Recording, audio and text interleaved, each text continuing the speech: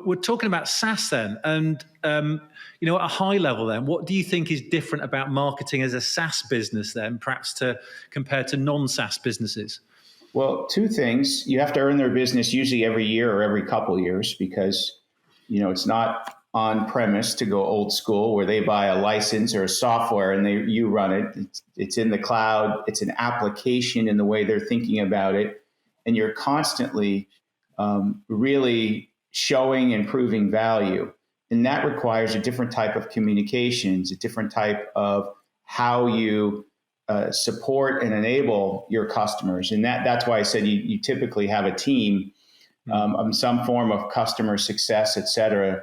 That's pretty well known.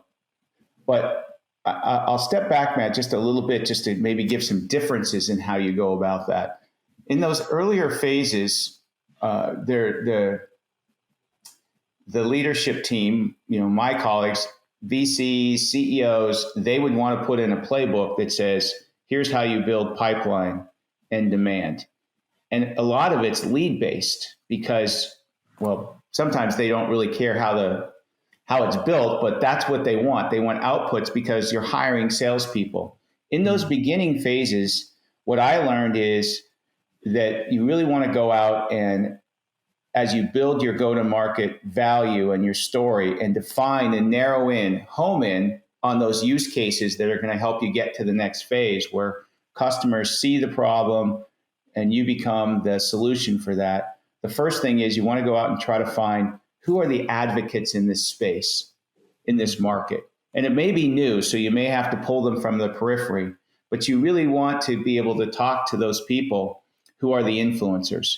They could be analysts, they could be prolific bloggers, they could be your first customers who really get this new thing.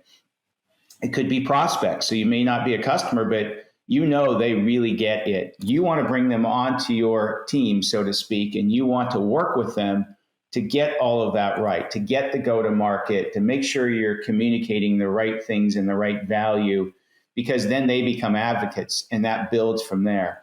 That's something that really has worked. And it could be the top 20 people or the top 30 or 40 people. And as a CMO, I spend a lot of time with that group because I want them to help us shape our company and get it right. And by the way, in many cases, they become customers or referrals out of the gate because they believe in the mission. And that is very different than turning on a demand and a lead engine, where that requires a larger team. It requires a lot more content. It requires a lot of things. Not that leads are wrong. You're still building that engine, but that engine isn't at the tip of what you're doing in your go-to-market.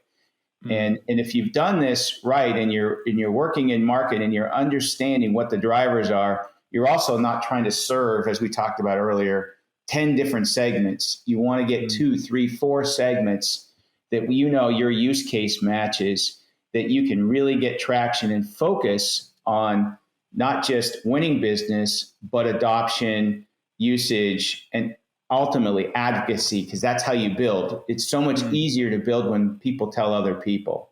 Well, you're amplifying the message, aren't you? Especially as a sort of small team. If you've got a tribe, so to speak, it's a bit like Seth Godin's book, isn't it, about a tribe? But if you've got a tribe, then that tribe can almost be your voice really in the market. So that's interesting. That's right. That's a good analogy, and maybe it's the new version of a tribe that becomes your community. Because they all talk to each other in most segments and markets. They're talking to each other and back channeling and comparing notes. And today with networking and all the things that you can do.